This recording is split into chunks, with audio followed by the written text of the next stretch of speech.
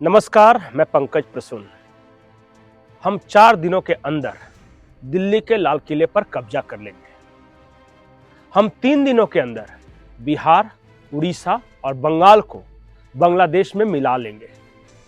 ये दावा था बांग्लादेश के कुछ एक्स आर्मी ऑफिसर्स का। उन्होंने ढाका में एक रैली निकाली थी। 4 दिन हो गए, लेकिन एक बड़ी खबर आई है। आप में से बहुत सारे लोग अराकान आर्मी का नाम नहीं जानते होंगे। अराकान आर्मी यानी म्यांमार की सेना। अराकान आर्मी मतलब विद्रोही गुट। अराकान आर्मी मतलब रोहिंग्या को चुन चुन कर मारने वाले और अपने देश से भगाने वाले लोग।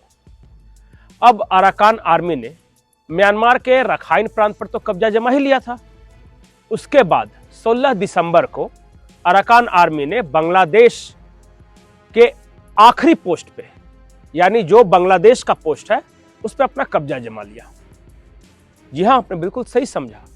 4 दिन बीतते बीतते जो बांग्लादेशी आर्मी दिल्ली के लाल किले पर कब्जा जमाने का ख्वाब देख रही थी, वो अपने पोस्ट को नहीं बचा सकी और म्यांमार के विद्रोहियों ने बांग्लादेश के पोस्ट पर कब्जा जमा लिया। कहानी यही खत्म नहीं होती है। कहानी इससे आगे है और बेहद दिलचस्प है। अब जो इलाका है जहां पे कब्जा किया गया, उस प्रोविंस का नाम है टेकनाफ।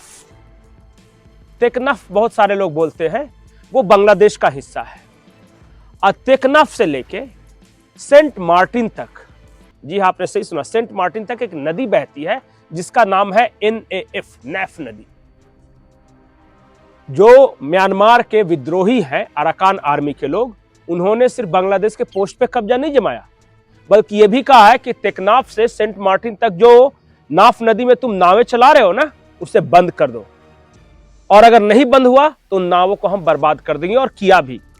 गोलियां बरसाई नाव पे, यानी बांग्लादेश के अंदर घुसकर सेंट मार्टिन आइलैंड से टेकनाफ प्रोविंस तक जो नाफ नदी में जो नावें चलती थी बांग्लादेश के अंदर, उनको निशाना बनाया है म्यांमार के विद्रोहियों ने। बांग्लादेशी आर्मी अपने टेकनाफ जो प्रोविंस है उसकी भी रक्षा नहीं कर सकी।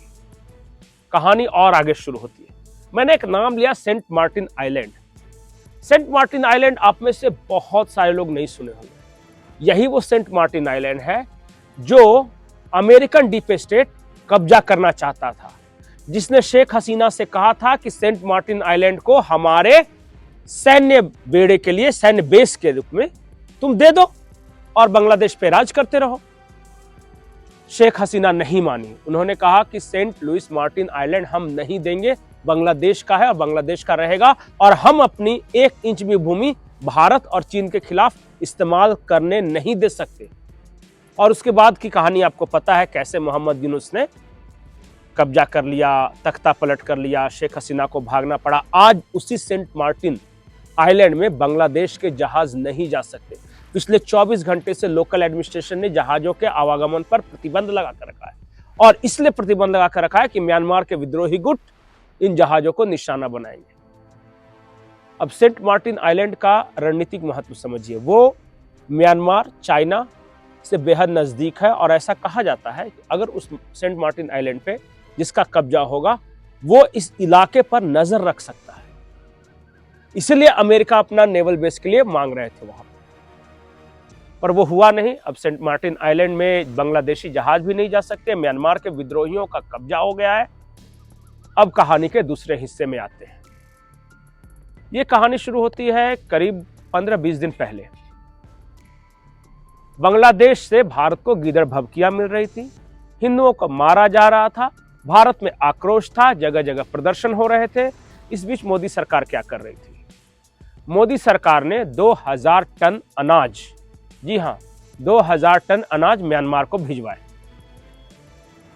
बहुत सारे लोग कहेंगे कि हां, तो कहा यह जा रहा है और आरोप यह लग रहा है कि उन 2000 टन अनाज ने बहुत सारा खेल किया है, और वो अनाज मिलने के बाद अराकान आर्मी ने रखाइन प्रांत पे कब्जा किया। उसके बाद वो बांग्लादेश की ओर बढ़े, बांग्लादेश के पहले मोर्चे पर कब्जा किया, उसके बाद नाफ रिवर पे कब्जा हुआ, उसके बाद सेंट मार्टिन आइलैंड के आवागमन पे रोक लगा दी। तो कहानी कुछ ऐसी है कि भारत से गया अनाज, वहां से आगे बढ़ी सेना, जो बांग्लादेश की सेना ईस्ट में हमारे यहां दिल्ली पर कब्जा करना चाह रही थी, वो पश्चिमी में धीरे धीरे अपना भूभाग खोने लगी।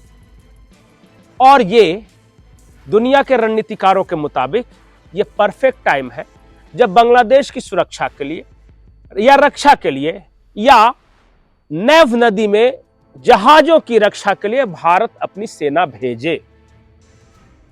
क्योंकि सिर्फ नेव नदी में सिर्फ बांग्लादेश के जहाज नहीं चलते, कुछ इंटरनेशनल जहाज भी चलते हैं और दुनिया के वर्ल्ड ट्रेड का वो हिस्सा भी है, जो पानी के रास्ते जो ट्रेड होता है। तो परिस्थितियों का निर्माण हो रहा है, म्यांमार आर्मी धीरे धीरे आगे बढ़ रही है, या तो बांग्लादेश भारत से रक्षा की गुहार लगाए कि इन अराकान आर्मी से हमारी रक्षा कीजिए, या फिर अराकान आर्मी के हाथों एक हिस्सा बांग्लादेश खो दे, जो बहुत तेजी से आगे बढ़ रही है, एक हफ्ते में 13 किलोमीटर। अब बांग्लादेश अपना पिछवाड़ा बचाएगा या लाल किले पर कब्जा करेगा, यह फैसला मोहम्मद यूनुस को करना है। और हां, अमेरिका की फौज हो या चाइना की फौज हो, उन्होंने किसी भी प्रकार से मदद से इनकार कर दिया है और कहा है यह बांग्लादेश का इंटरनल मैटर है। हम म्यांमार और बांग्लादेश के मामले में पढ़कर एक और फ्रंट नहीं खोलना चाहते क्योंकि म्यांमार ऑलरेडी डिस्टर्ब्ड है, वहां ऑलरेडी जो सेना और विद्रोही गुटों के बीच संघर्ष चल रहा है, गृह युद्ध जैसी स्थिति है। वैसे में अमेरिकी सेना या चाइनीज सेना की एंट्री चीजों को और जटिल बनाएगी, ये कहा गया है चाइना के द्वारा। अब जो लोग ये सोच रहे थे कि मोदी सरकार क्या कर रही है बांग्लादेश के मामले में, उन्हें अराकान आर्मी के बारे में और उसके पैदल मार्च के बारे में और जानना चाहिए। नमस्कार।